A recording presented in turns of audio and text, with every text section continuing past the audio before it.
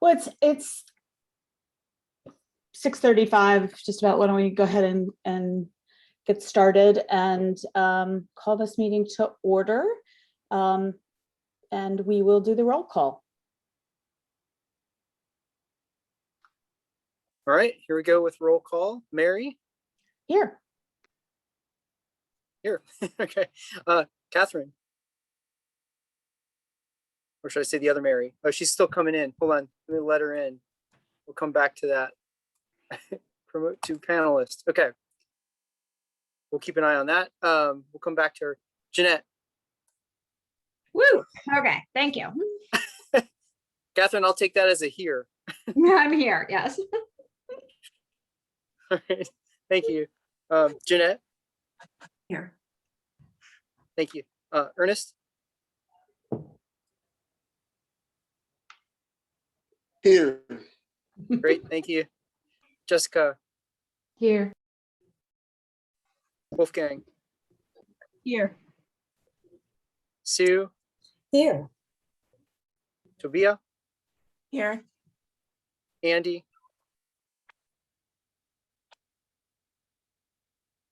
No Andy yet? Okay.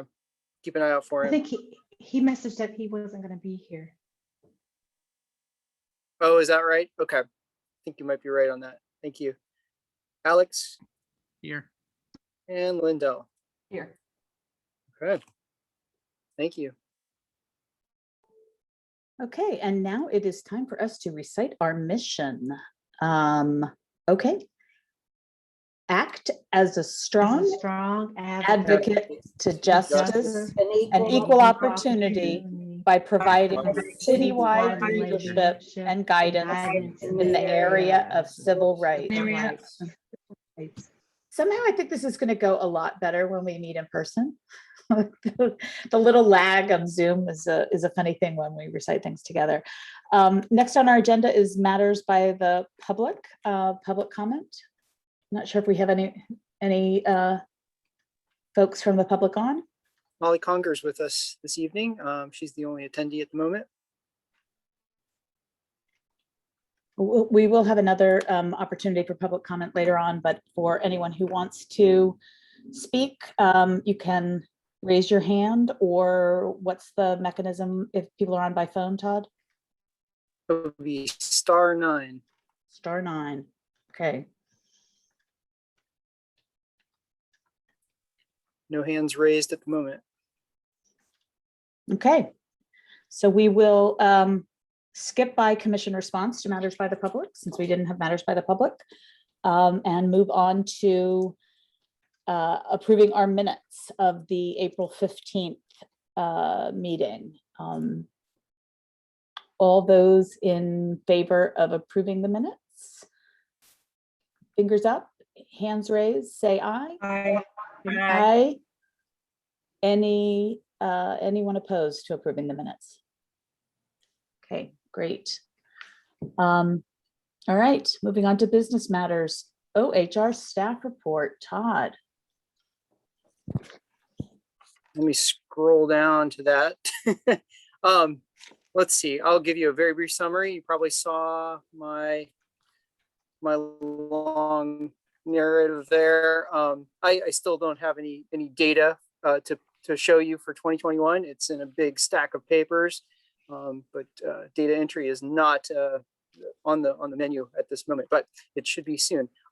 And still trying to work on the annual report. I don't know if anybody's seen our departmental scorecard before, which is another way that we present our data. So all the 2020 data is now on the city website. It's kind of hidden. I think I'm going to try to put a link on our Office of Human Rights webpage so that it's a little bit easier to get to you. It's actually under City Council, Strategic, and then Human Rights, if you ever look for that. But there's a link for it in my report, so you can take a look at that. I just wanted to check in about, I know we've got several active cases going, which is very interesting in the sense that we may have 2 potential offers of mediation. We've never done mediation before. We do have a new mediator on contract, so that's a good thing. So we'll see if either of those end up there. And then a couple of active investigations. Actually, one has a determination, but it's still pending because the respondent hasn't accepted the mode of transfer of the conciliation. So we're working on that. In any case, I think folks have been asking about outreach. I don't know, you'll also notice under the outreach part on the second page of the report, I'm going to be walking around community. I did that actually today, just before coming here. But if folks are interested in joining in that, I know that some folks have expressed an interest in being part of the outreach piece. Shoot me an email and I'll tell you more about the time and how we do it and that sort of thing. Yeah, anyway, that's about all I should probably need to say at the moment.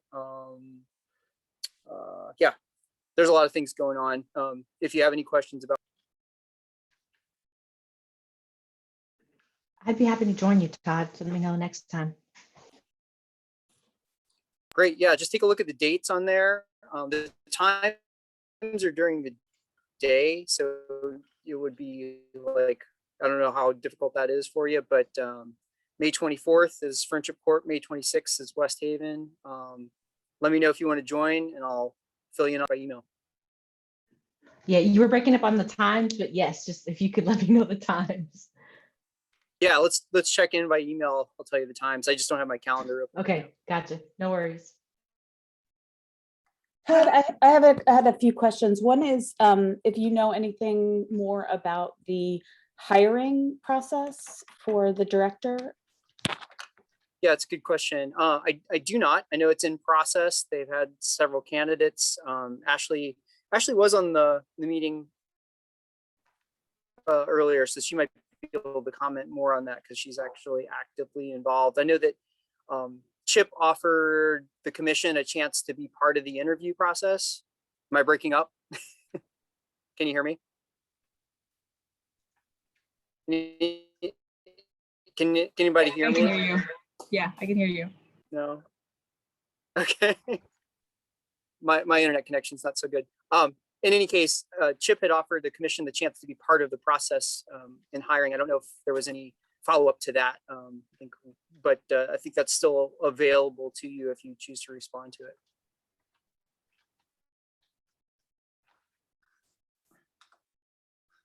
Yeah, I'd like to talk. I'm here, Todd. Oh, I haven't gone anywhere. Great. Yeah, I think there's just so many people on my screen right now that you're on another page. So thanks. Gotcha. I'm glad you spoke up. Totally understand. Just want to make sure you know I'm here if you need me. it's really great to have you on.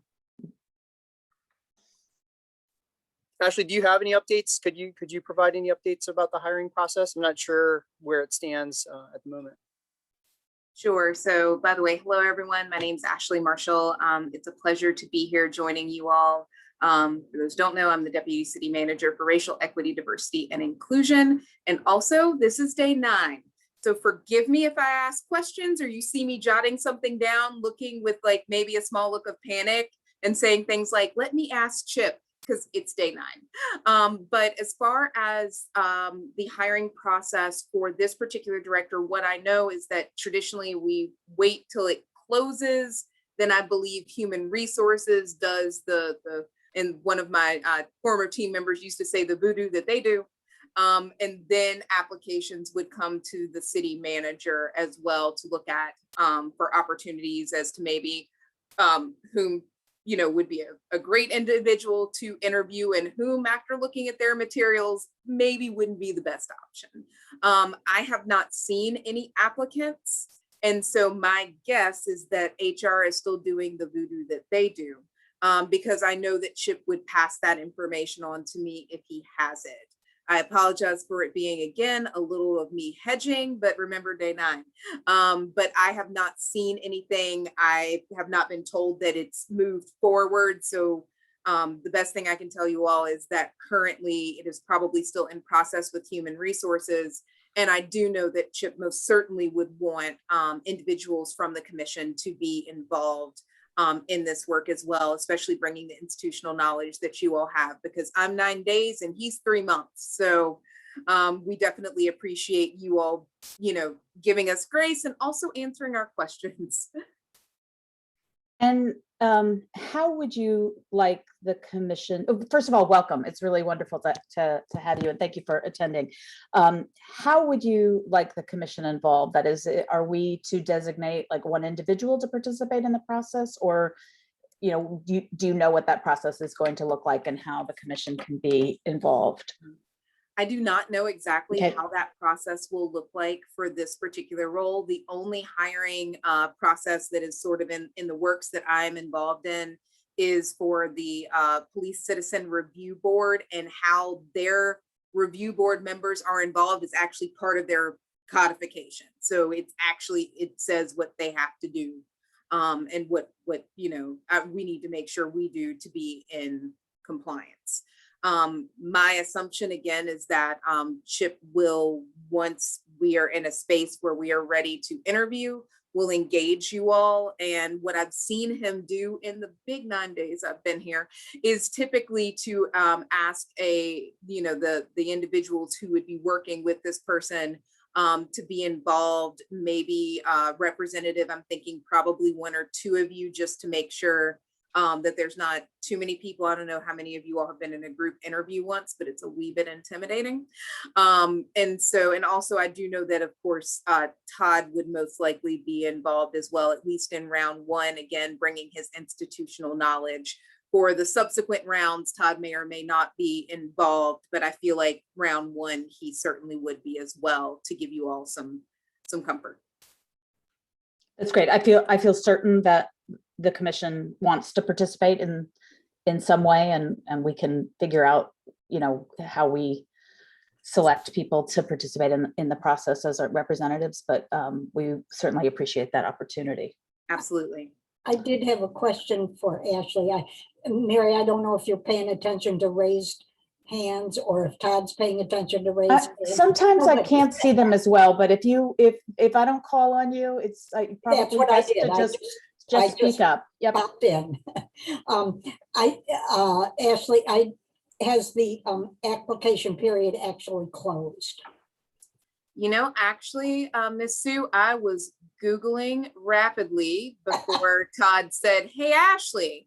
And so actually I'm looking at it right now. I'm pulling up the job site. I want to say that it perhaps closed earlier this week. But let me do a quick Google just to make sure. Yes, it has closed. It is no longer active. And I want to say again, remember, sorry, 9 days, that he mentioned it was closing. Maybe at earliest it would have closed last Friday, but I actually believe it closed this week, maybe Monday-ish or so. So normally what I can tell you, at least from my experience with PCRB, is a jump drive will appear for me that has those applications in full, by the way, loaded onto it. I don't have a jump drive yet. So I know Chip hasn't gotten it yet, because the day he got the Police Citizen Review Board, he handed all 65 on the jump drive right to me. I think that was day 4. So how would you like us to communicate? I mean, we're telling you now, we obviously, like, we appreciate the opportunity to be involved. We want to do that. I assume that's sort of, we'll communicate as that closes. Is that? Yes. I know that, when that occurs, Chip and/or I will be in touch also with Todd to let him know when interviews are set to be tentatively scheduled. Of course, it also always depends on if the candidates are able to fit in those brackets. So just know every now and then they change a little bit. And at that time, we'll know more. I'll know more about his hiring process preferences to be able to share with not only Todd, but with you all, because I'm also on the listserv. So please know I will share information as soon as I get it. Oh, thank you. So one of my concerns is that we can't take action in between meetings. And if the interviews are likely to begin before our next meeting, then we might not have an opportunity to come to a consensus about who would like to participate. Todd, you're raising your hand as though you have the answer to that question. Well, maybe at least some piece of it. And you may have talked about this already I had to walk away because somebody turned the light out on in the basement. It went dark for a second. But I don't know if you recall from Chip's email, he said that up to 2 members of the commission may participate in interviews as panel members, or the whole commission may meet with an approved closed meeting and interview a short list of candidates and make a recommendation to the city manager. And then it says the city manager would in turn at a later meeting make a recommendation back to the commission for their consent. And he said he's okay with either of those. And so it sounds like if we needed to schedule a special meeting for that, for the whole commission to participate, that might change, how you have to select people tonight. Miss Mary, you're muted. Sorry, thank you. It might be useful for us to decide though now whether we want to have a, 1 or 2 person representative, or whether we want to ask for the entire commission to participate. I tend, I think, just sort of, instinctively toward the latter, but I'm happy to hear from folks if they think otherwise or want to discuss. I'll jump in. I was on the previous one and it was just 2 of us. And I think I'm in favor of the whole commission looking at, if not a huge slate of candidates, at least some finalists that get through the HR system.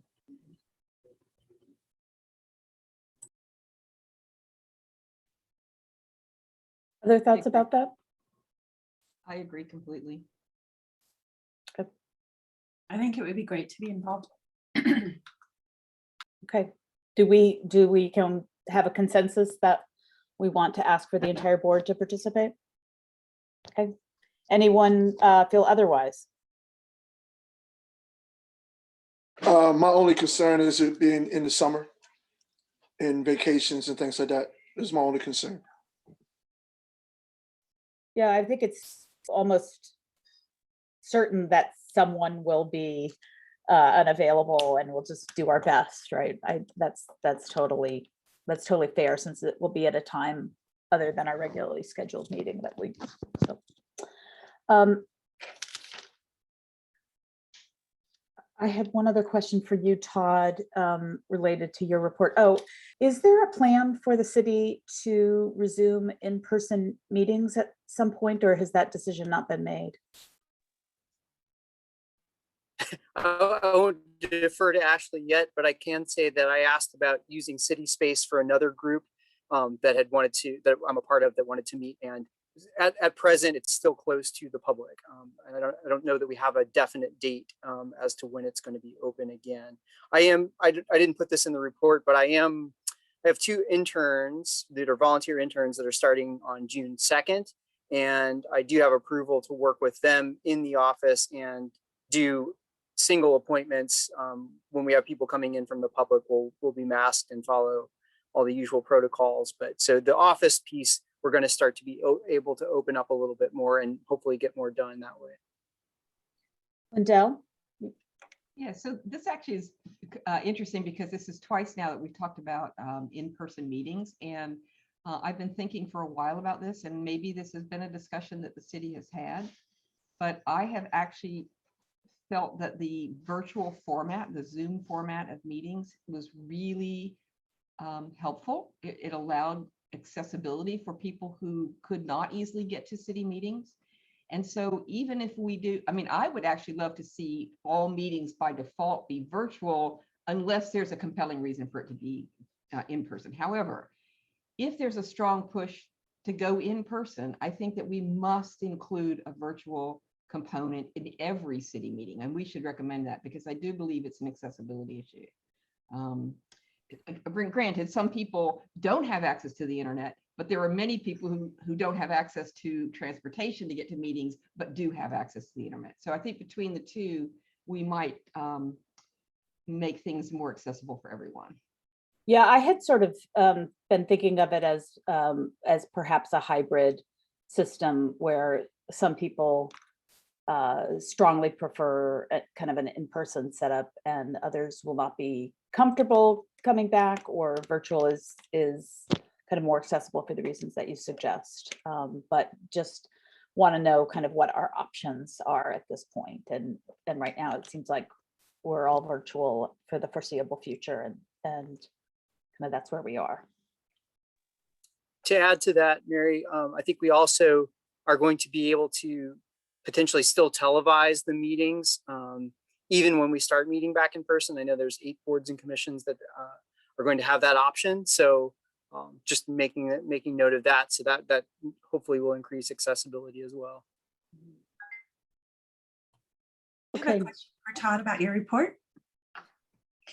Maybe you've shown us this before and I didn't notice it, but I was checking out the scorecard and I was wondering if you could tell me a little bit about, like, do all departments have that, and what is about the time that it takes for you to keep that up to date? And it's really interesting. Yeah, thanks for checking it out and asking about it. So when I first started at the office, actually, I started hearing about it, and so I took the training or whatever and started doing the scorecard for the Office of Human Rights. I think all the large departments have one. We might be the only 1-person office that has a departmental scorecard, but we do have one. And what I like about it, now that I've sort of set up all the templates and things inside of it, and the graphs and things, I actually am using that to then build the annual report for council. So there's not so much duplicative effort when we have to do kind of the same reporting in 2 different locations. So it's a pretty powerful bit of software. I probably don't tap all of its capabilities. Some of the things in there were things we devised when there was still a 2-person team, especially the sort of satisfaction and event participation surveys. We never really got that off the ground, but it's still in there at the moment. I'm hoping that with the 2 interns, I'm going to be able to do some sort of legacy client satisfaction surveys, because we really need to do that. It would be really helpful to get some feedback on how we're doing with folks. And I think it would just help reassure the public that what we are doing is meeting people's needs. So anyway, that's kind of the story behind that. It's a kind of an interesting tool. I thought it could be useful for community engagement evaluation tool. Like, if we wanted to track the amount, there's a few questions on there about how people felt, like if they understood, if they felt like the services were helpful, those kinds of things that would, so I plan on digging into it a little bit more. Thanks for all the work that takes into keeping it up. Sure. Yeah. And as you dig into it, if you have questions, I can show you all the draft satisfaction surveys, or the one I used when I was able to go back and do some of that in 2018. So yeah, happy to answer questions about it as you look into it. Okay, any other questions for Todd and his staff report? Thanks a lot, Todd, and thank you, Ashley, also. Okay, for moving to the chair update, I don't have a lot. I have a couple things that I wanted to share or discuss. The first is the rather tragic news that our beloved Chantel has moved out of the city of Charlottesville to the state of Georgia, where I'm sure she will do fantastic things. But this means that she is no longer a member of the commission. And I'm not sure what that means for how appointments are made. I would suggest maybe when we get to the housing committee report that we consider whether we would need another person for that committee, given the importance of housing issues. But that's sort of the sad update that I have. I also thought it was worth discussing a follow-up to our letter about police violence and budget issues. I think we all worked kind of hard to put together that letter, really pushing for transparency in the budget. And I hate to just, say those things and then, kind of wait and see what the budget looks like next year.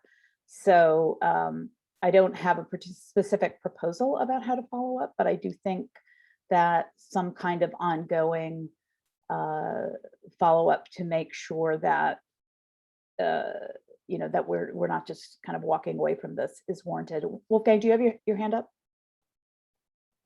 I was going to ask if there's been any response from council that we've seen. I have received, I've seen no response. Lindell? So I think that's a reasonable first step, is to ask for a response. You know, ask for at least acknowledgement. I think that would be a good first step for us to take.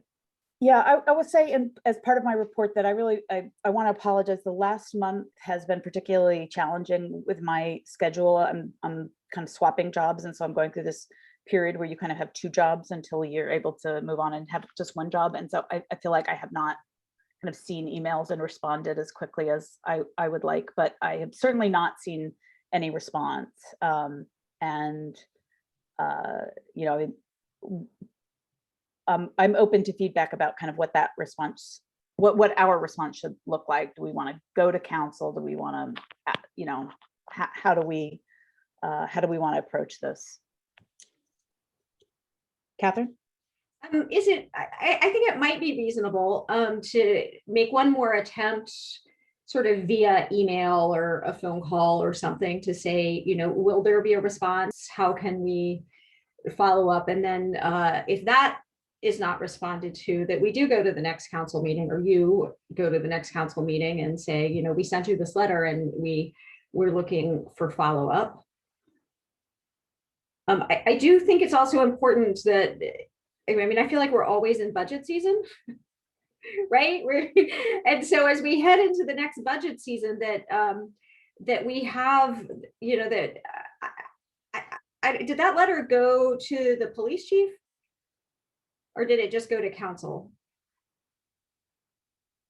It went to council and the city manager. And the city, so it went to Chip too. I mean, I do think that it ought to, like, we ought to have it in front of Chip that we are expecting that there be, I guess Chip is the city manager is the right person, right? To say, you know, this is what we think a budget ought to look like.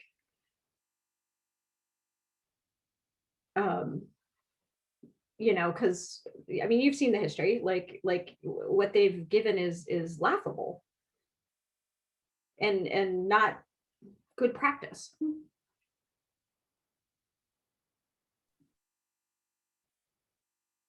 Lindell? Yeah, I agree completely with Catherine, and I'm just wondering, Ashley, if you don't mind my asking, have you seen that letter yet? I believe that unless it is in the packet that Todd sent me today, and I know he said it's a big one, and so forgive me, I'm flipping. Yeah. I was not handed the letter though when I began, if that helps clear anything up. Yeah, that's fine. It is in the packet, but you know, So that would have been, by the way, it's the first time I've seen it, only because Todd sent me the packet. Okay, that's fine. Yeah, I wasn't expecting anything in particular. I was just curious to know if you had or not. No, that's a great question. And what I can tell you all just very quickly is part of my pledge to you all. I come from a nonprofit background, by the way. I'm going to tell you when I know something, when I don't know something, and when I don't have the answer for you. That's my pledge. Is I'm not going to ever give you, in law, we call it puffing. I'm not going to do that to you all. So I'll tell you if I haven't seen it, and I'll tell you what I know. Okay. Thank you. Thank you. So what do we think about that, Catherine's kind of suggested approach? Another, you know, kind of email ping, and then a plan to address this with council if we don't get the response. Okay.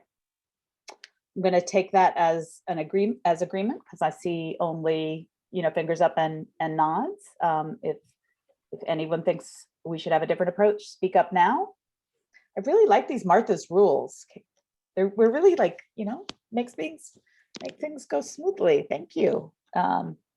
Okay, well, that's all. That's it for my update as chair. I don't know if anyone has any questions or comments they want to raise in response. I wondered if we just thank you, Mary, for that update. I wondered if we wanted to take a few minutes to get to know Ashley a little bit, introduce ourselves, maybe, you know, maybe just like hear a little bit about her first couple of weeks, I don't know what would be the appropriate timing, but I just want to put that forward.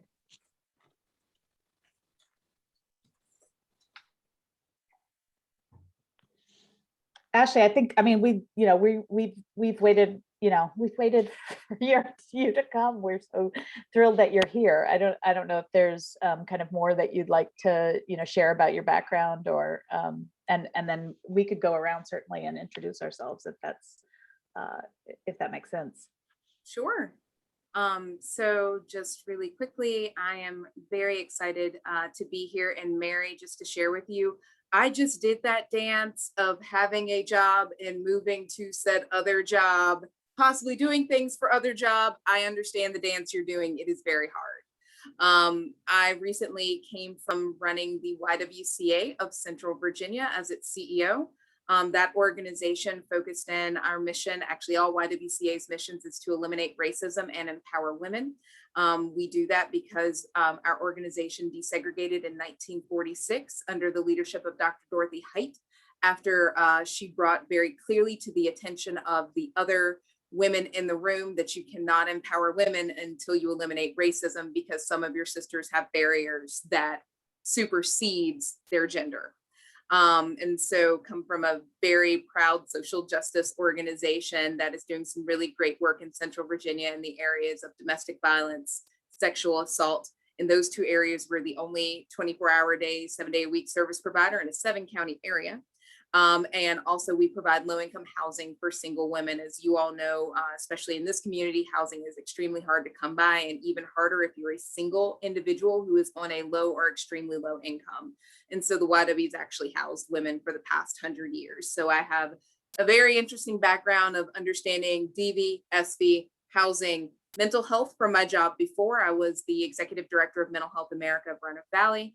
And at that time, we ran the only mental health free clinic and only doing mental health in the Commonwealth. So that was really a joy and a pleasure. I know that might sound weird, but I got to help people, and that's sort of who I am. I also came from a United Way tradition and two servant leader parents. My dad is the assistant city manager in Danville, so I'm a little bit of a ringer, and my mom is a surgical technologist. I always like to make sure that people understand I am 2nd generation college. My dad was 1st generation, and I'm the 1st generation out of segregation in my family. Both my parents saw colored water fountains. So the work that I get to do, and it is that I get to do, is an honor and a pleasure. And coming to a community that has prioritized human rights before it was the thing all the cool kids are doing, if that makes sense, I think is a huge draw for me, that there are people in this community willing to be on meetings like this on their Friday junior evening, to have these conversations and to make sure that every citizen here knows that they will be supported and uplifted and not just survive, but thrive. I used to run a bank on program, and that phrase that we tend to use is that your zip code should not determine your destiny. And I fully believe that. I also want to say that it has been a pleasure getting to know Todd, and I am so excited to be able to continue to work with him and see how I can continue to support him and help in any way that I can. And so I'm very excited to be here. The last thing I always like to tell people is, if you saw the job description for this, you'll know the ready part is pretty undefined. That's actually a good thing. It means that the individuals who wrote this realized that the person in this seat will need to get help from the community and will need to get adequate input to decide what it should look like. That means I can't tell you exactly all the things that are going to happen, but it also means I will ask you all a lot of questions, and I will ask you to tell me if there's anything you think I need to know, so that I can help make sure that voices are heard from everyone, from our individuals who are differently able, our neurodiverse individuals, our transgender brothers and sisters, our Monacan brothers and sisters. I am here for it all. This is my jam, and I'm really excited to be here.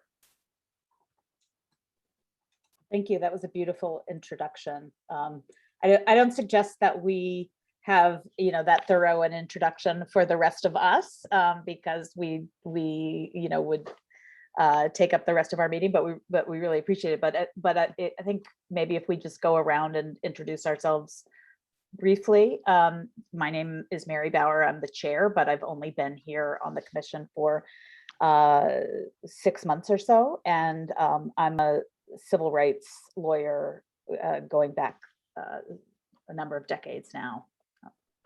And I'm going to call on people just because otherwise there's all that awkwardness just going around. So I'm just going to go around in the square that I see. So Lindell.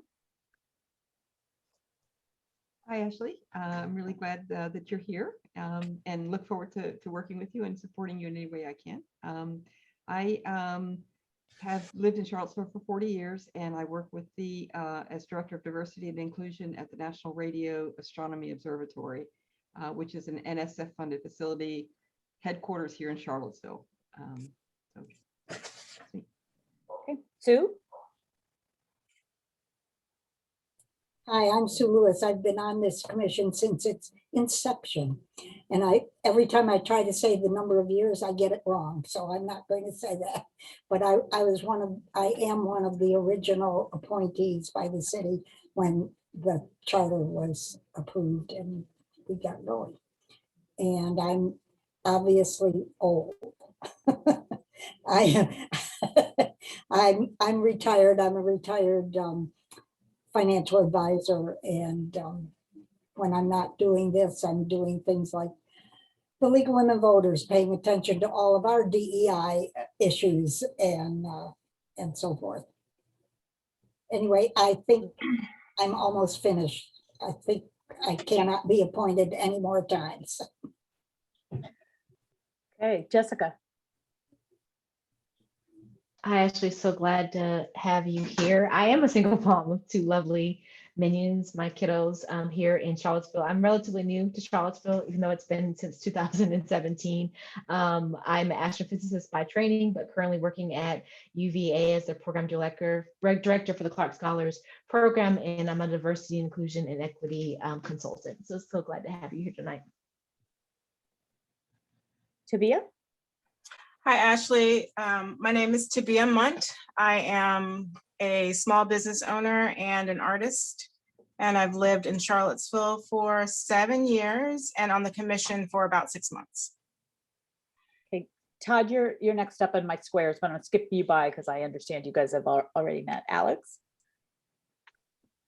Hey, Ashley, I'm Alex. I'm another relative newbie on the commission, been here for about 6 months, but I've lived in Charlottesville my whole life.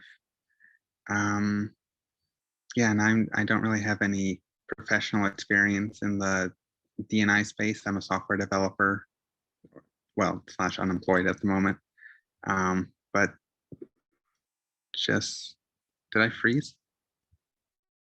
Your face freezed for just a second, but I think we could hear you fine. Am I back? Yeah. How much of that got through? I heard it all. I heard it all. It was just you were, Okay. Still, yeah. Okay. Cool. Okay, great. Ernest? Hello, Ashley. My name is Ernest Chambers, born and raised in Halifax County, Virginia. So I know a little bit about Danville. I've been a resident of the city of Charlottesville since '06. And I am a elementary school PE teacher by trade during the day. And I've been on the commission 3 or 4 years now. And welcome to Charlottesville. A beloved elementary school PE teacher. Okay, Jeanette. Hi, Ashley. Welcome. I'm Jeanette Abbey Nader. I'm director of a local nonprofit, Cultivate Charlottesville, that does schoolyard gardens, urban agriculture, and food justice work. We have a partnership with the city for food equity. And yeah, I'm glad to, I moved here in 2005, so I've been here about 16 years. Okay, Wolfgang? Hey, it's really nice to meet you. Also, thank you for introducing the term Friday Junior. I will be using that from here on out to refer to Thursday. Yeah, so I've been in Charlottesville about 7 years now. I served a term in the Human Rights Commission back in 2015, then moved to North Carolina. then came back, and I'm back on the commission again. I work in Army intelligence. Before that, I was a sushi chef. So I'm just trying to figure out what that transition looks like. Also a new job in the past 2 months. So I feel you, Mary. I feel you, Ashley. We're gonna do it. Yes. Thanks. All right, Catherine. Hi, I'm Catherine Lawn. I'm, I guess, a public health nurse. I am on faculty at the School of Nursing at the University of Virginia. I direct the PhD program. I conduct research in the area of gender violence, and I work clinically as a forensic nurse. I think this is my third year of my first term on the commission. Well, I feel like I learned some things as we went around, so that was great. I got everybody right. Okay. Do you want to introduce Allison? Oh yeah, Allison, have you all met? Hi, I didn't have my computer on. I'm Allison Davies. I'm Deputy City Attorney, and I'm the attorney that represents the Human Rights Commission. I have represented the Human Rights Commission since its inception. So I'm not at every commission meeting, but when there are resolutions or when there's a possibility I might need to answer a legal question, then I'm at the meetings, and I've really enjoyed hearing about all of you. I don't know that I get the chance to find out about what's going on in the commissioners' professional and personal lives. So nice to meet the new deputy city manager and get to know some of y'all better. All right, next up on our agenda, we have the work session with ad hoc committee updates. And first committee up is the Accessibility Committee. Yeah, it'll be brief. We didn't get a chance to meet this past month. Sue, let's meet offline after this meeting and figure out a time to meet. Good? Great. I've been reading a lot about language accessibility plans from different cities, different human rights commissions. So we hope to get ideas put together for the next meeting. And Sue, do you have anything else you want to add? Well, one of our concerns is why Neighborhood Services has ADA and the human rights entities do not. And so maybe Ashley can help us with that. I think we need to invite her to our next meeting whenever we do it. Yeah. Is there a I know it's written, been part of a broader conversation. is there a written language accessibility plan for the city? There was one drafted in 2013, and they're in the process of starting another iteration of updating the plan. The idea is that the Human Rights Commission was historically part of the process of being on the ADA committee. We are currently not, and so we are not going to be part of the drafting of the upcoming plan. So there's an opportunity for us to engage there, but it hasn't fully solidified yet. So. And is that related to, is the plan related to disability issues only, or does it also include, language access? Disability issues, yeah. ADA issues only, yeah. Is there a written plan on language access for languages other than English? No. Yeah, I don't think there is. No, which is why we could draft one. Yeah, and That'd be cool. I think language access is in fact an ADA issue. It's not just, if you can't read, understand, that's a discriminatory approach to life, from my perspective.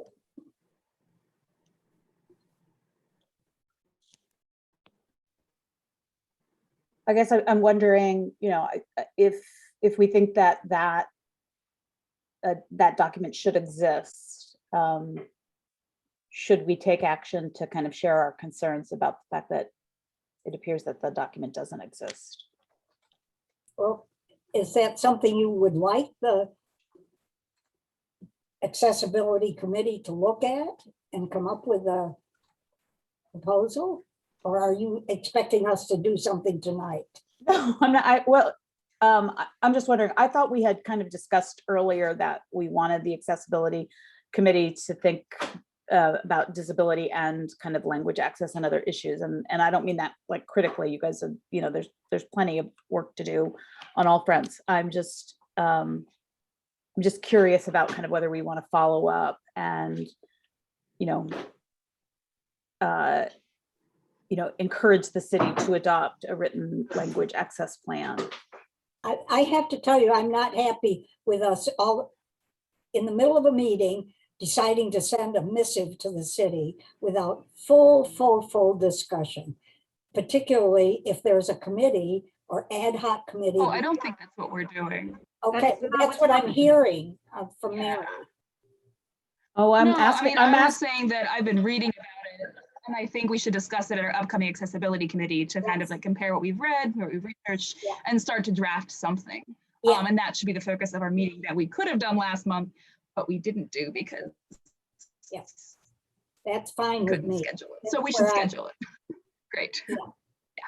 That's all I had. But no, Mary, I agree with you that the accessibility committee, as pertains to the Human Rights Commission, focuses on language accessibility and accessibility outside of ADA definitions. We are the broader umbrella, but we want to also have a productive relationship with the ADA office as well. And so that's kind of the two pathways that we're on: one, supporting their work of the ADA office, of the ADA committee, hopefully being on the ADA committee, and then also creating a language accessibility plan for the city of Charlottesville. okay, well, that's even beyond what I sort of was thinking. I wasn't thinking that you all would have to draft the plan. I was thinking that we would, sort of tell the city that they should have a plan and that we're happy to work with them. But if you all sort of have the bandwidth to actually draft it, I know there are lots of models across the country. Mm-hmm. I mean, it could be as simple as just saying that the city should draft it, but I figure it'll be a little bit more feasible for them if we have policy options like already laid out that are like have been considered feasibility in Charlottesville's context. Yeah, so that that's is my dream. great. So that's great. So that's something that the committee can look at their next meeting. But okay. Yes. All right. Any other comments or questions from or for the committee? Okay. We've got the Community Engagement Committee. So I'll do the summary. As you see from our notes, we had a very lengthy discussion, but a lot of it was around just our social media. And I'm grateful to Brian, though he's not here tonight, giving us clarity on that. So the short of it is that we are still in limbo about having a Facebook account or having a social media account. There are no other commissions that have that. Our ad hoc committee feels like we want to be trendsetters and not let that hold us back, but we are waiting. There are bigger politics at play and we are waiting on guidance. So after this thought, I would love to hear if you've heard anything more about our guidance on that. But there is a Facebook account that has over 500 followers currently that Charlene put together, and we were still waiting on access to that. So we want to make sure that we're following appropriate procedures from the city. But part of our discussion is that we do have our documents on Box. Our meetings are public and it's accessible that people can see our links, but I think it's a little bit of a barrier because we don't post it anywhere else. Like unless you're on this channel or specifically subscribing, like it's a little bit harder. And as you can imagine, the younger generation's on Twitter, it's on Facebook, it's on Instagram. And so we want to know how to broaden our reach so that we're getting our message out there. We also talked about existing. So it was great to have Todd there with a historical background. And so he was giving us, there was a newsletter, there's a MailChimp account that we're thinking of if we want to have in the future, if there are events or information that we want to get out. So not just events, but we discussed about how to get information and resources out. That's what we want to use with our social media accounts, that we would access that. We also learned through this, there's a lot on Todd's shoulders. And so we were trying to figure out how we can help as the engagement committee to help Todd with some of these things. So he's going to give us documents related to old brochures that happen, if there's any things that we can do to update them and support Todd in this work. It was interesting that Brian let us know that the police commission, what was it? Sorry, I'm trying to go back through our notes. May 6th seems so far away from now. A lot of things have happened since then. Sorry, I can't find it. The police, yes, thank you. Civilian Review Board has separate emails. And so we're thinking about that also moving forward to stay in line with FOIA regulations.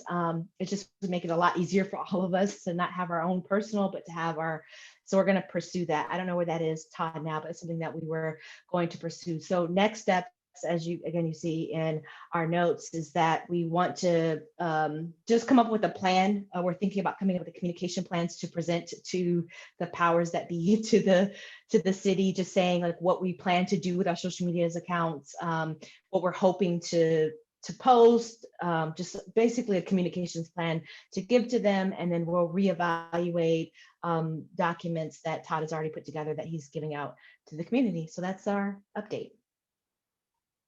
And sorry, there was something that Todd mentioned that Mary and Catherine had put together a document of a resolution that we were thinking to adapt for ourselves to work from. So kind of take what you guys are doing and adapt for our needs with the engagement.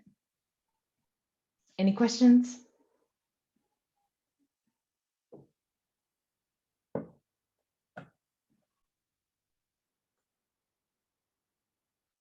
I have a question, Todd. Did you? Yeah, are you going to follow up? Sorry. Yes, I was going to say, if no one has questions, Todd, could you follow up with me? Sure. So all of those, thanks for that great summary, because those are all the key points that I then raised with city manager and Brian and Ashley and I have been actually corresponding about that over the past few days. And so I think we've got some stuff in the works that I think you will like. I'm not sure if we're ready to say yes or no on it or present it tonight. I don't, maybe I'll put Ashley on the spot yet again, because I know it's such a key issue for you all. And, but we do have a lot of things in the works. And just to comment on what you're talking about, there is a draft resolution about action that the commission can take, how they take action on advocacy and so forth between meetings. And that is attached in the agenda packet. That's a little bit different than what the Community Engagement Committee is proposing, but I shared it with them as a potential starting point if they wanted to draft a separate resolution around sort of communication platforms and so forth. So that is in the agenda packet in draft form. Be really clear. There's two resolutions, both in very draft form in the agenda packet. And I don't mind being put on the spot at all. Todd brought this to my attention. Actually, I watched the video of you all's meeting just to make sure I didn't miss any nuance. One of the things that Todd and I discussed and that I have been able to discuss is getting you all emails. I believe I can do that if everyone would like one. And this is not to prevent you all from having whichever conversations you have. It is more that they're going to be archived. So should a member of the community want to see something that got sent, they will be able to do it just like how you all would want the same rules. So please know I am not going to be going into emails reading it. It is just in case someone needs it. So I'm going to tell you, I'm 95% sure I will be able to do that in quick clip. I just needed to know if everyone was open to having another email in your arsenal. I know it's a lot, but also keep in mind, you can always forward it to your personal mail. But if you would send from it or at least CC to it, because those are just going to be automatically archived. All my emails are as well. We also have talked about the website that Todd has the powers to maintain and making sure that your information is on there hyperlinked in a plain, accessible way. So for example, when you all make a public statement, there will be a section that says public statements and a link. So people don't have to go through anything like that. You all have made the statement. People should be able to find it and access it as easily as possible. You all can continue to use box.com. Also keep in mind though, with your emails, you could put things on OneDrive or a SharePoint if you wanted to. At my old job, I did both, I'll be honest. I did OneDrive or SharePoint. I'll be honest, SharePoint is awful, but that's a whole nother Microsoft discussion. But I use OneDrive a lot because I had that automatic archiving as part of our system. So I didn't have to worry if something came up and someone needed that document. But I also did use box.com. I am familiar with it. So that is something that, yes, Todd and I have talked, and he's going to start working away on that just to make sure everything is very visible and accessible. We also have had that discussion about the Facebook page. You all are exactly right. No one else has one. Actually, even no department has one other than departments that have what I call breaking news style conversations with the community. Water main has broken, suspect on the loose kind of thing. However, that being said, here's what I propose to you all to see if you find this process acceptable. I would like for Todd to begin working with Charlene to add key city individuals, including himself, to the current Facebook. I would rather you all not have to recreate something that exists and has followers. Also, one of the addresses that will be added as an admin will be from our communications team, because they have a tool that auto archives everything. Again, so if someone needs to find something, if something happens and it gets accidentally deleted, they are not going to micromanage the page. It is just so that they have access to use their tool for the auto archiving. And then once that gets done, either hopefully by then your director will be in place or almost in place.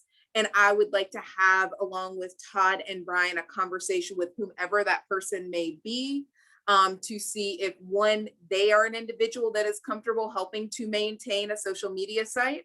They may be, they may not be, or two, if they are willing to support Todd by taking something off his plate so that he can help you all to maintain and support that site. In the meantime, Todd and I've also talked, I very much encourage when you all have announcements or meetings, or if there's a community cultural event that you believe people should go to, that we work with our communications team for them to put it on the wider Charlottesville page. They absolutely can do that. Totally willing to do that. We just need to ask, and they're happy to make sure that that gets done. For your email, suggestion came from Brian.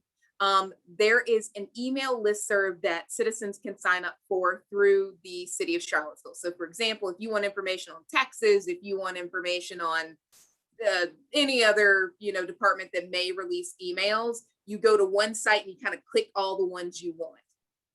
That is a tool that you all can have access to. You can merge, if you have individuals that have signed up in MailChimp, we can merge that.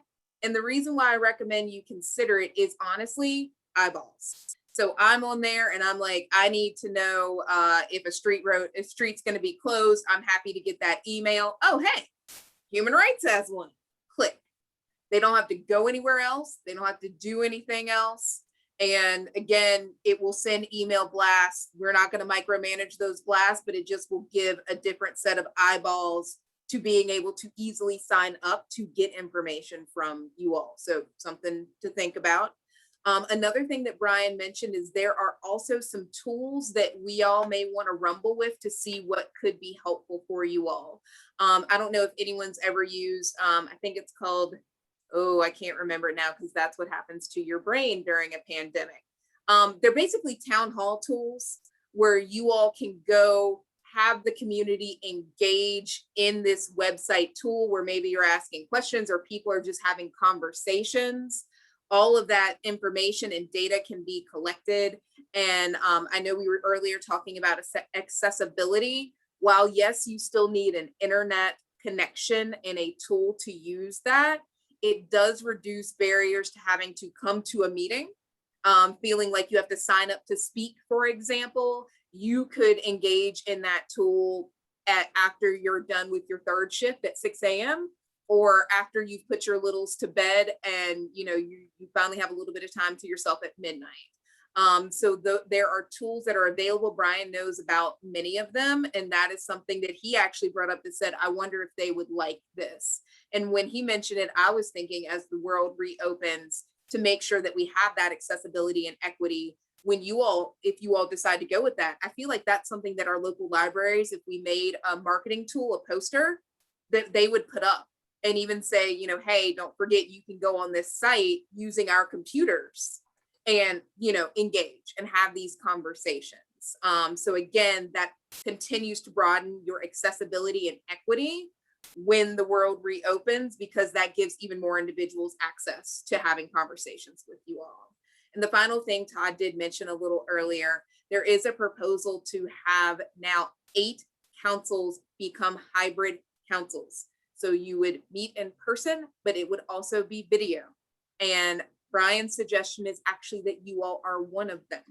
Again, to increase your visibility, to increase your accessibility, that means you all would be on the TV network, you would be archived for streaming, everything that anyone else gets who's in that hybrid method, you all would get. And that would also guarantee that you have the communications team there, ready and present to be able to provide you all with any of that technical assistance as well. So I wanted to know how you all felt about that, if you would be interested. Again, me coming from where I am, equity is always in my head, and anytime someone can view something online or view something later and engage, I think that that's always a good option. So those are the things we have sort of templated out, trying to, again, move towards the visibility that you all would like to see. Jessica? Thank you, Ashley, for that thorough response. So I just wanted to gain clarity. A lot of our discussion last time was, it seemed like we were in a gray area where like we were posting statements, went from like, want to post statements, we want to put it on our website, on the city website. There seem to be issues there, but it sounds like you're saying we can post it, our statements on our city website, plus we potentially will have the freedom to post it on Facebook. Is that correct? I heard that. Yes, ma'am, that is correct. Okay, I think perfect. if I remember correctly, maybe where the confusion came. So you know how if you go on the City of Charlottesville's website, like right now, there's that ticker at the bottom of the press releases. I think it can't go there because it's not the City of Charlottesville saying what you all are saying. But on your page, oh yes, ma'am, it is public. Yes. You all have said it. You all voted on it. And so not only do we want it to go there, but when Todd and I talked, we want people to be able to find it. Public statements. There it Yes. is, not burying the ball at all. Yes, perfect. That's good. That's why I had it in the chat for everyone who didn't see. Like that was a big small win because it was amazing how much time we spent in our meeting talking about that specifically. So I'm grateful for that win. And then the other thing that we talked about in our committee is that we're not asking necessarily that the director or Todd be the social media experts. Like I volunteer, that's why I want to be on this committee. Like I want to know if we can provide him the content. Like it's a matter of like, hey, Todd, like here's the content for this day. Here's the tweet. Here's the format for Facebook. Here's the format for IG. Is that possible that we won't have the permissions to post it, but we talked a lot about the strategy that we don't want Todd to necessarily be generating content. Mhm. We want to be able to provide him content that he could push with his permissions. Is that the plan or? Yes, I think that collaboration is the plan. I would say that I think part of the reason why I'm making sure that Todd and or the director, and also I volunteered myself as tribute to be on the page, is because if there's something we just need to ask, like, can we, hey, Allison, can we post this? Is it okay? Or am I going to cause you to have a really bad day? We're in the building, so I can wander down the hall and make an appointment and ask Allison. So if for some reason we can't post something, we're going to tell you why. But we don't want Allison to have bad days either. And so that is the idea of having a staff member to help sort of motor it through, is if there are any questions that you all have or we have. Communications is literally behind me in the wall, and Allison, if I go that way, I can find her. And Todd, if he comes in, he can find both of us as well as Brian. So that is the idea behind it. Even down to, let's say you all get a comment that's really awful. We may not be able to delete it, but we might want to find a different way to make sure that Allison has it codified in case something happens, that we codify the steps of sending it to Facebook. That's all just, it's the boring administrative minutia, just to make sure we have it in the files. So we will not be micromanaging content minus, again, we don't want Allison to have a bad day. And so that collaborative work, I think, will be very helpful. We just want to make sure that the director also gets to have some of this conversation. We might end up hiring someone that is also a social media expert. So they're like, yes, I want to talk to Jessica, but I've been here, done that, bought a t-shirt. So that also might make your life a little easier, Jessica. Or we may hire someone that isn't really a social media human at all. I will say overwhelmingly, I do not recommend Twitter. And here is why. If you are not posting all day, every day, nobody sees what you post. It doesn't matter. It does not break through. I can't even game the algorithms in Twitter very well. It is possible, but it is very hard. I always see Twitter as a venue for people that, again, have that breaking news, or a comedian that's just talking all day, right? Facebook, you can have a little bit more control. Let's say there's something really big you all are doing. I know that you all have the ability to receive allocations from council. Let's say we want to boost that, right? You can do all of that on Facebook, where you already have a following started. You're not developing anything. Doesn't mean we can't revisit it, but just from running 2 nonprofits, Twitter was the bane of my existence. It's the opposite in my world. Really? With Twitter, but I mean, our conversation offline, it's especially for our younger, I do agree that if you're not on it, you may miss things, but a lot of our younger generations, like, going there as their first spot. Like, when I'm first posting something, I post it to Twitter. That's my go-to place before I post it anywhere else. So I think I respectfully disagree with you, but I think I agree with going with Facebook right now, because that's where we have the following. The last thing I just want to say, because I thank you for your feedback, is that I'm grateful that Brian would recommend that we be one of the commissions that is hybrid. I am a component of that, so I just wanted to speak. So thank you, and I will hush for everyone else to respond. Ashley, you do know this meeting's being live tweeted as we speak, right? We've got Molly here. Yes. And she has, what, 100,000 followers, I think? So every major meeting in Charlottesville is live tweeted. Well, that is awesome. Everyone now knows I'm a geriatric millennial that's horrible with Twitter, and I'm okay with that. Lindell? Thank you again, Ashley, for that very, very thorough covering of all of our requests, and Jessica for the clarifying questions. I just want to follow up a little bit on this hybrid thing, because I'll tell you one of the things that I'm thinking about. And I want to be clear that I understand this. This the televised thing that we're talking about.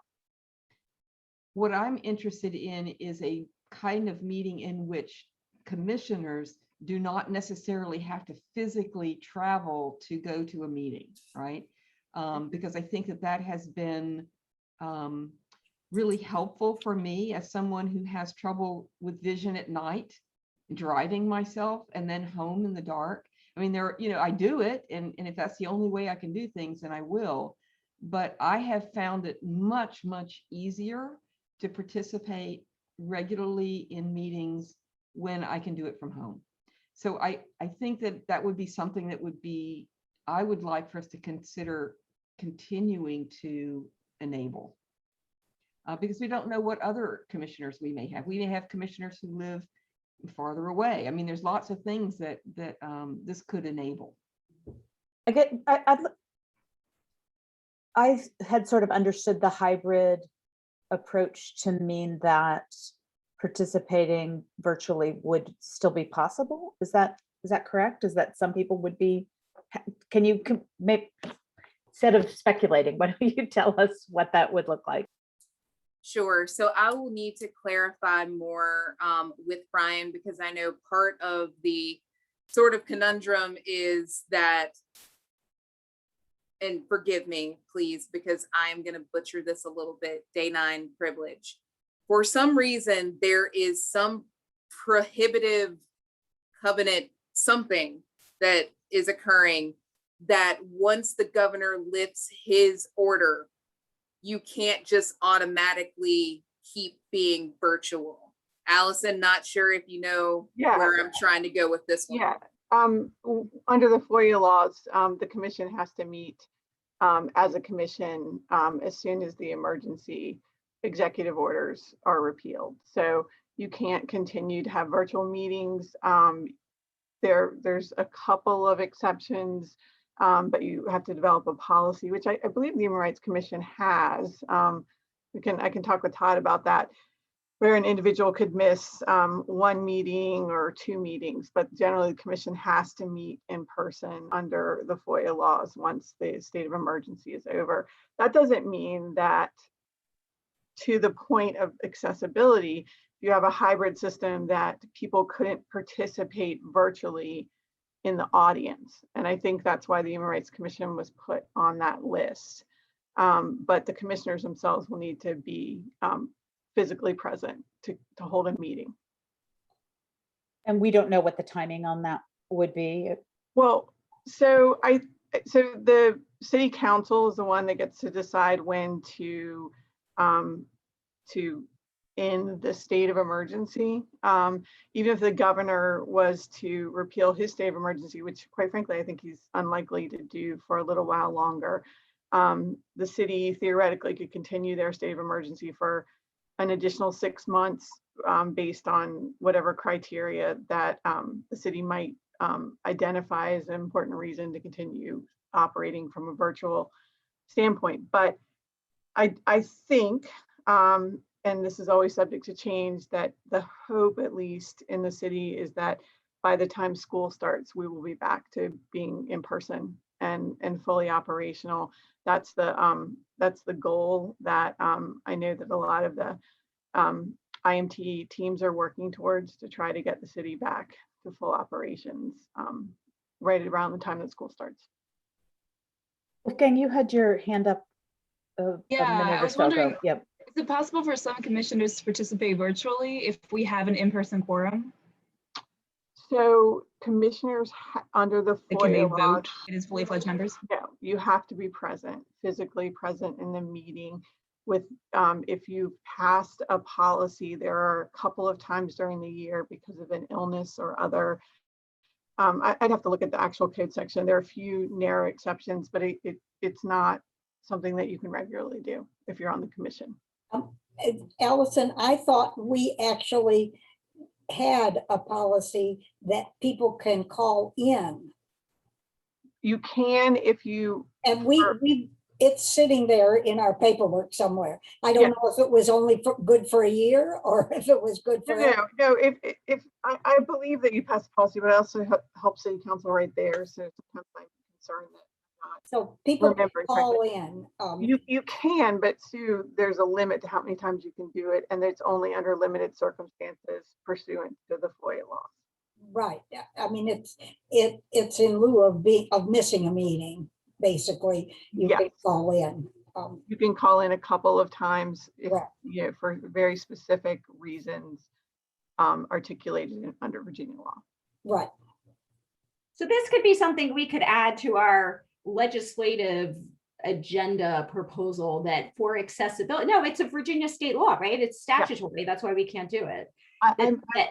Given what we've learned in the pandemic and what we know about accessibility, that this is antiquated FOIA provision. I think there isn't a single local government employee in the state of Virginia that wouldn't applaud this commission if they're successful at getting that particular requirement under FOIA amended. Yes, it is difficult to constantly limit the ability to do virtual meetings. And Ashley, what kind of response do you all need from the commission, kind of in response to the proposal for us to go hybrid? Sure. So I just think you all are doing a great job. If you wouldn't mind for your minutes, if you would let me know if everyone is okay with me seeing if I can get you all emails, just so that it will be codified in there. And if you want to add in the hybrid too, just again, so that we can share it if anybody has a question, it'll just be in there. I'm always a big fan of putting a little more in your minutes than less. Allison, Yeah, go ahead, Todd. sorry, I just wanted to ask maybe one question, perhaps for follow-up later, but is there a provision in the FOIA law for reasonable accommodation requests on the basis of disability? Because I think that would seem logical given other state statutes, but just a question. Yeah, I mean, it's a good question, Todd. I think that it's been a long time since I've looked at that particular issue. I think that the reason you could attend some like 2 or 3 meetings remotely was considered an accommodation because of an illness or, you know, the need to care for someone. So I think that that's the judgment that the legislature made and how they balanced that particular issue. Whether you agree with it or not is a different issue.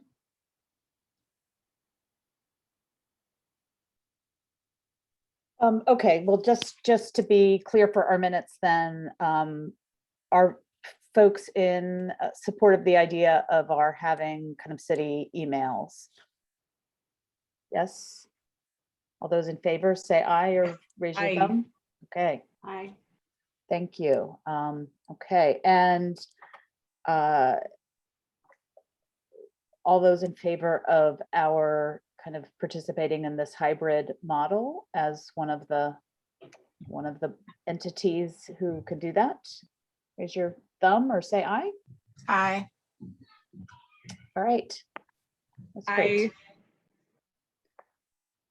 Okay, thanks. So I think that was all under the rubric of the Community Engagement Committee. I'm not sure if there's other, is there other, you know, follow-up from or for the committee? Okay, so why don't we move on to the Housing Committee?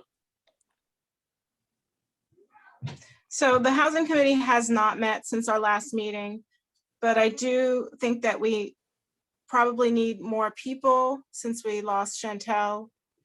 So I don't know if anybody wants to join Mary and I on the Housing Committee. I'd Catherine? be happy to.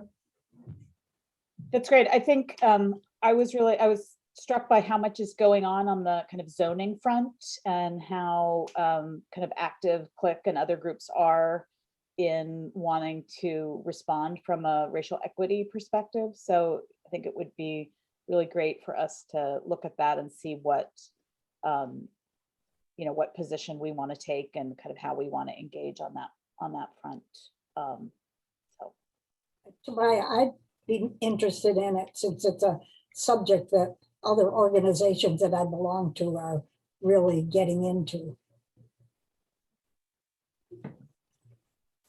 So that's our committee that is got to be like appropriately noticed and all of that, right? Because we've got more than 2 folks on that. So.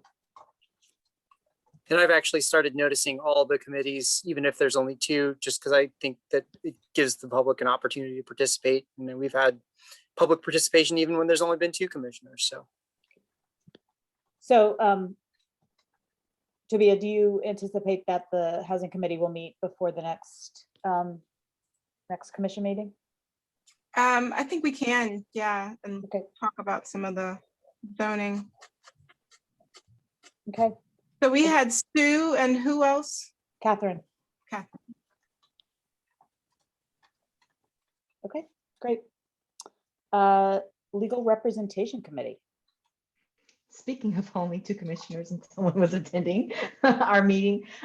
So ours was back to back with the committee engagement and that was just a challenging day. So we met for like 5 minutes or 10 minutes that day. So we're planning to meet again with the whole committee, but in short, Catherine was going to take on looking into legal representation with Title IX within UVA to see if there was a model for how UVA has representation in the Title IX office. And so that was our brief summary, and Todd gave us some updates about this work. So we have to meet again in short. It was a very short meeting. And you do have a draft resolution for your consideration for the future, outlining a potential kind of basic program. So. Yes, thank you. Sorry, Todd, I forgot to mention it. I take it you don't want action by the full commission on that draft resolution though at this time, or do you? Not at this time. Okay. So Comments or Todd, can questions? we, Yeah. I just have a question for Todd. Since that one got cut short today, can we try to maybe for next month, get that scheduled for us to meet again? Sure. It looks like, I think And this, so far, I think all the committees have expressed an interest in meeting. I might, and as I think about that, I'm trying to be reasonable about things because even as we're in this meeting, I'm getting people calling me on my cell phone about, individual service requests and things like that. I might request if anyone is interested on any of those committees to be the note taker, just because I will undoubtedly fall behind in getting minutes to you rapidly because there's just too much to respond to right now. So I will put that humble request out if anyone is willing. I'm certainly glad to do it if no one is, but I think you'll get your minutes a little bit faster and then just get them to me for posting and all that kind of stuff. I mean, each group can manage that, I think, can't we? Yeah. You do a lot. Thank you. We just saved you thousands of hours of your life, but I'll do some data entry now, and I'll have a colorful chart for you next month. Todd, how quickly are the recordings, are they available immediately? After They are. each meeting? Okay. Yeah, and I use those. Yeah, because I couldn't keep We up can with it. tell. Yeah, we can tell. Thank you so much for your work, Todd. all right, any comments or questions for the Legal Representation Committee? Okay, thanks, everybody. And now we come to matters by the public. Public comments. Use the raise hand function. Phone attendees use *9. I don't think we have any new attendees, but we'll pause for a moment in case our one attendee wants to say anything.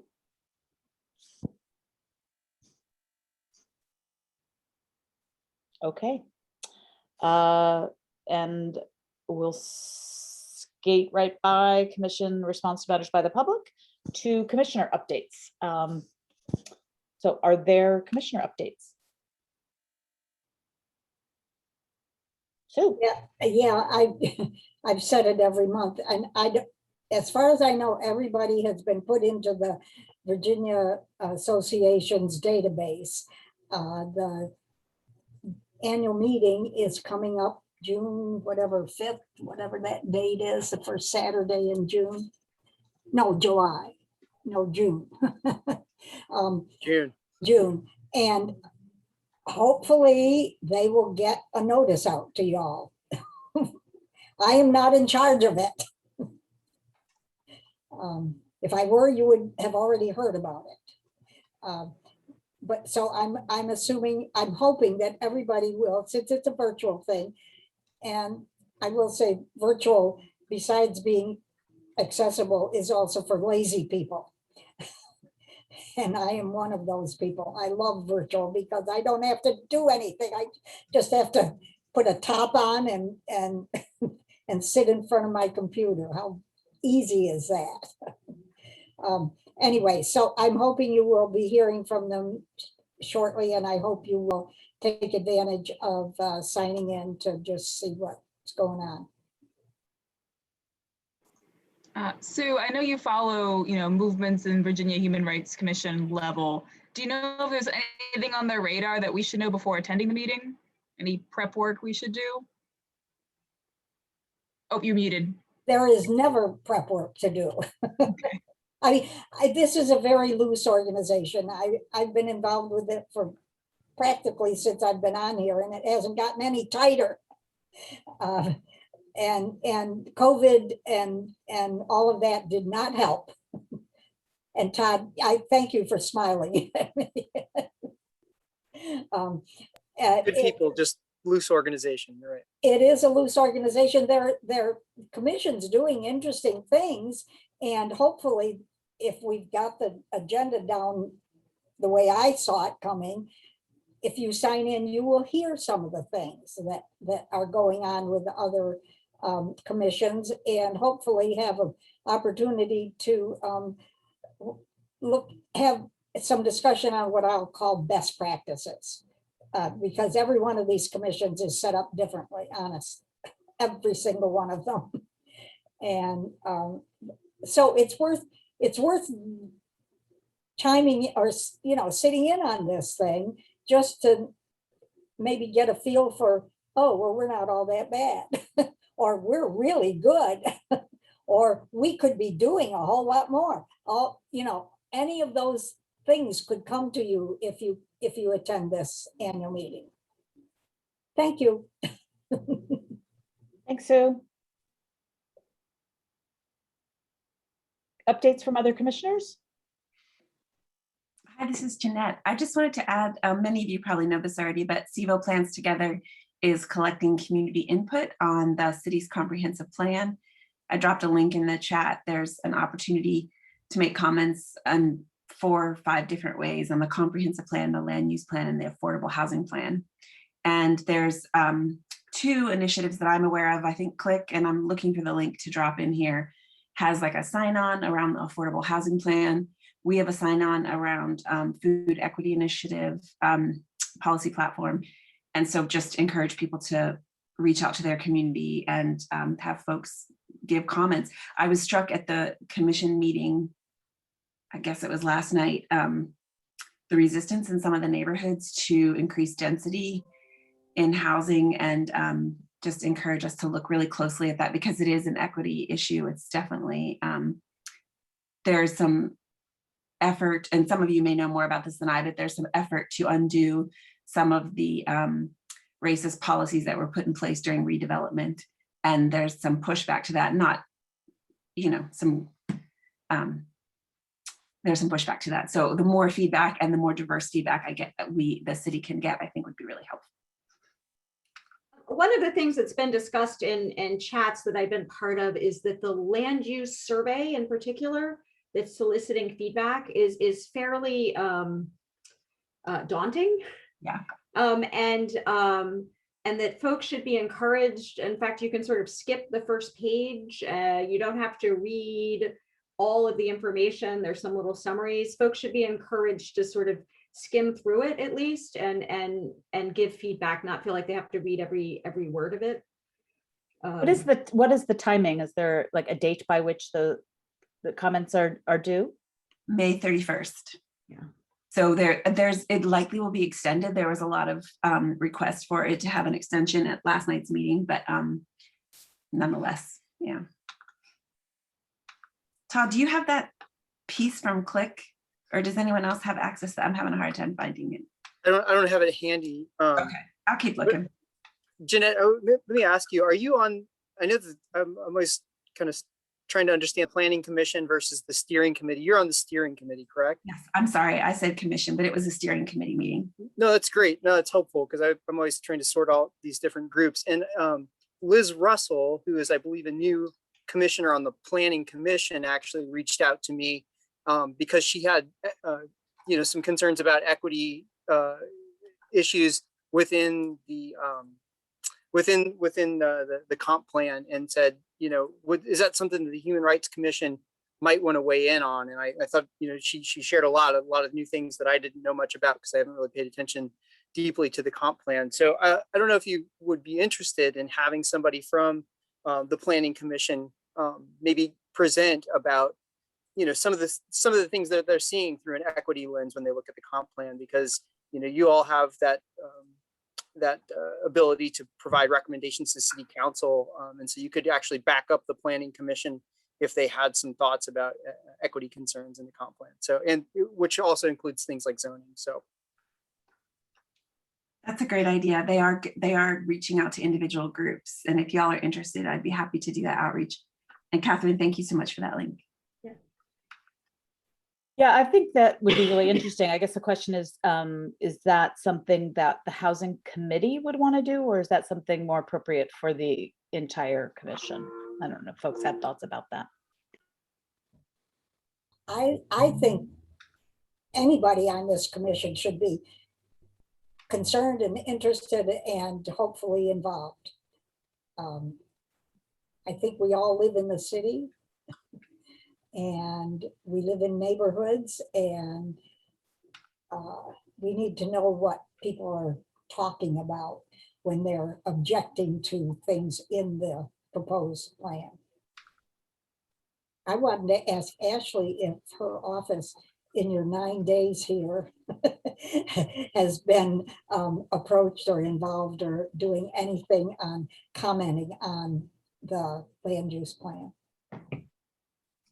Well, I was able to attend the meeting in full last night just to learn a little more and get some information, and also download all of the documents that they have, which for if you're catching up is a lot. Yeah. And so I'll be very interested once I sort of dig through to learn a little more. Again, I may reach out to some of you all just to ask some questions. And I don't know if you all saw, but the city manager has completed the hire for his director of operations, Mr. Sam Sanders. And Mr. Sanders actually is coming from a housing collective in Baton Rouge. So he's very well versed, very experienced with housing inequities as well, coming from that part of the nonprofit sector. So you end up having two individuals who have experience in housing insecurity and housing inequity here. So I plan to dig in, but no one has approached me specifically yet. But I also have a lot of people saying, I'm going to let you settle in with that face, and then I'm going to come back. So I'm not sure if they're just waiting. I actually served on the City Planning Commission for 8 years and have been through one comp plan update. And as I recall it, we paid virtually no attention to housing.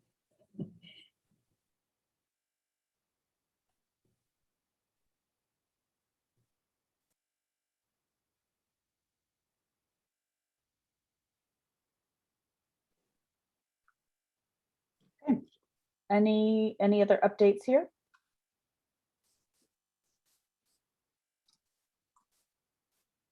Okay. I'm sorry, can I interrupt? Would you all like me to ask someone from the CBO Plans Together to come speak with us? Or no, I'm sorry, that's going to be in committee. Is that right? Was that just for the housing committee or everyone? I understood that it was going to be for everyone, but I'm certainly open to feedback. Yeah. Okay. But yes, please, everyone. By the time that person, we get that person for our next meeting, will anything have been decided? I mean, if they extend the comment period and so forth for another month, then yeah, I'd love to have somebody come. But if it's going to be over and done and on its way to city council, I don't think we have time to do that. I think that this is a much bigger process than over and done. And I think even once votes start to be taken, like there's still a lot that happens in how things are operationalized. And getting this information in front of this commission to push back on the, genteel, white, liberal, civility, neighborhood character, language that's being used by neighborhoods to preserve the status quo, I think is going to be useful no matter where we are in that larger process. Yeah, I completely agree with that. And I think, for us to, as a commission, to talk about it from the perspective of, race equity and justice, I think that we have an important voice there, even if the deadline remains May 31st. Would you like me to circle back with Liz, because she reached out to me and we had a significant conversation about it. I know she expressed concerns and was trying to find some solidarity. I'm happy to reach back out to her to see if she'd also like to attend. Jeanette, I know you mentioned, I think you were talking about the consulting firm that's helping sort of put together the materials. I don't know if a combination of the two or just one of them is better, but I can reach out to her if you would like. Great, Todd, thank you. Yeah, I think that would be great also.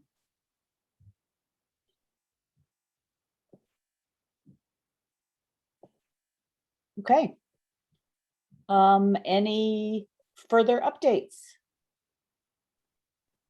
Okay, so just bringing us to next steps and adjourning, the kind of steps that I have written down that we've committed to is that I think all 4 of our committees are committed to trying to meet before our next commission meeting. I will follow up with our police violence / budget letter and see what response we get there, and if necessary, then follow up with council. We've got a couple invitations for people to come to our next commission meeting. Any other next steps that people would like to discuss? Can you just add that Ashley's going to be getting us emails, working on Oh, that? yes, yes, absolutely. And then your response to council about our letter. Yes.